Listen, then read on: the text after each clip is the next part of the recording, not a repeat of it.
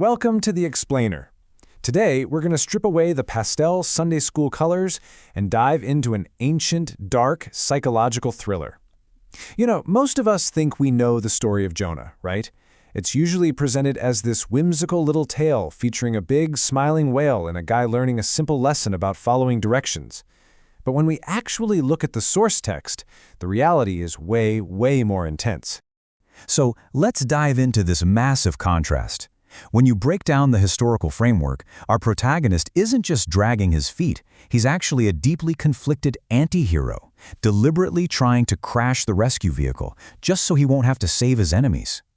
To really grasp the gravity of this, we have to rewind the clock to roughly 800 BC. We're in the highly prosperous, intensely patriotic reign of King Jeroboam II. And Jonah, he isn't some random guy pulled off the street. He's an established, highly recognized prophet, enjoying a very comfortable gig, basically delivering good news to a thriving nation. But suddenly, that comfortable life is completely shattered. God orders him to travel 500 miles northeast to Nineveh, which was the brutal and downright terrifying capital of the Assyrian Empire. And listen, Nineveh wasn't just another dot on a map. This was an ancient, sprawling superpower, notorious for its extreme cruelty, plunder, and bloodshed. They were a direct, existential threat to Israel. So God is essentially asking a celebrated patriot to walk 500 miles to save the mortal enemies of his own people. No way, right? Well, Jonah's response is the absolute ultimate act of ideological sabotage. Instead of politely declining, he heads straight to the port city of Joppa, buys a one-way ticket, and sails in the exact opposite direction toward Tarshish in Spain. To the ancient Near Eastern mind, he was literally heading to the absolute edge of the known world, just to physically flee God's presence. And this rebellion triggers absolute chaos. God hurls a violent, ship-breaking tempest onto the sea. You've got these frantic pagan sailors throwing their precious cargo overboard, desperately praying to their deities. And where is the established prophet of God during all this? He is fast asleep below deck. I mean, his internal moral compass is so broken, he literally sleeps through a supernatural storm, while the pagans are up there doing all the spiritual heavy lifting. Eventually, they wake him up, cast lots to figure out who's to blame for this disaster, and boom, it points to Jonah.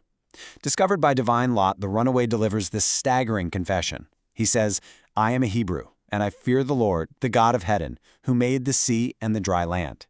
It perfectly highlights the vast, terrifying chasm between his pristine religious vocabulary and his complete lack of obedience. He's got all the right words for sure, but his actions are pure rebellion. And the supreme irony here is just staggering. When Jonah tells them to throw him overboard to stop the storm, the pagan sailors actually refuse. They grab the oars and furiously row against the raging sea to save his life. They demonstrate a vastly higher moral compass and respect for human life than the prophet himself, who, by the way, it was perfectly fine letting an entire city of hundreds of thousands burn. Finally, realizing they can't outrow divine judgment, they pray to Jonah's God for forgiveness and throw him in. Swallowed alive by a divinely prepared great fish for 3 agonizing days, he is plunged into absolute sensory deprivation. Inside, he describes his terrifying ocean prison as the belly of Sheol, which is the ancient Hebrew concept of the grave. He had, literally and spiritually, hit absolute rock bottom. It is just an unimaginable scenario, sitting in the dark, suffocating inside a marine animal.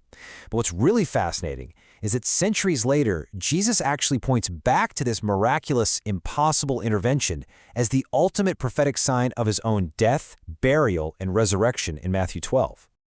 Remembering Psalm 139 and realizing you absolutely cannot outrun an omnipresent God, Jonah makes this profound vow of total surrender from the depths of the ocean. Salvation is of the Lord. It's a completed mission that deliverance comes entirely from God's grace, entirely devoid of human effort. Instantly, the external reality changes. Vomited out onto dry land, he gets a second chance. Rebooted by grace, he begrudgingly marches into Nineveh. And keep in mind, this city was massive. We're talking about a place that required 3 entire days just to journey through its fortified walls.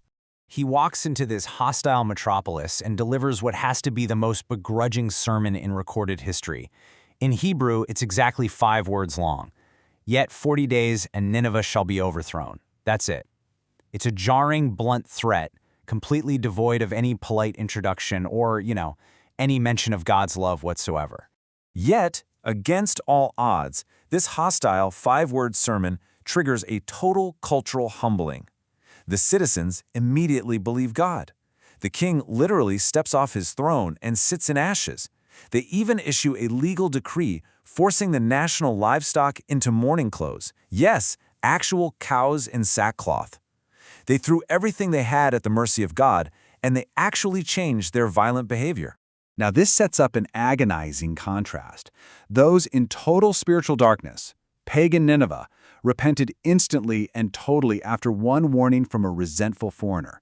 Meanwhile, privileged Israel repeatedly ignored generations of warnings from their own prophets. It's a profound, lasting indictment against the spiritual complacency of his own people. You would naturally expect the preacher of history's greatest mass revival to celebrate, wouldn't you? Hundreds of thousands of lives were spared, but instead, this incredible success leads to our protagonist's darkest, most bitter psychological crash. The salvation displeases him exceedingly. He burns with anger and spirals into a dark, suicidal depression, basically asking God to just end his life. So why was he so angry? Quoting Exodus 34 right back at his creator like an accusation, Jonah reveals he didn't misunderstand the mission. He was furious because he perfectly understood God's merciful character. He wanted strict justice for his enemies, even though he gladly accepted supernatural mercy when he was the one drowning. That internal contradiction absolutely shatters him. Now, instead of striking him down with lightning for this immense disrespect and hypocrisy, God responds with a quiet, gentle question. Is it right for you to be angry? But our furious anti-hero, he completely ignores it. He storms out of the city, builds a little shelter on a hill, and sits down to watch, hoping God will change his mind and just nuke the city anyway. For the climax, God orchestrates this brilliant final object lesson. First, he grows a leafy plant overnight to give Jonah shade, which puts him in a really great mood.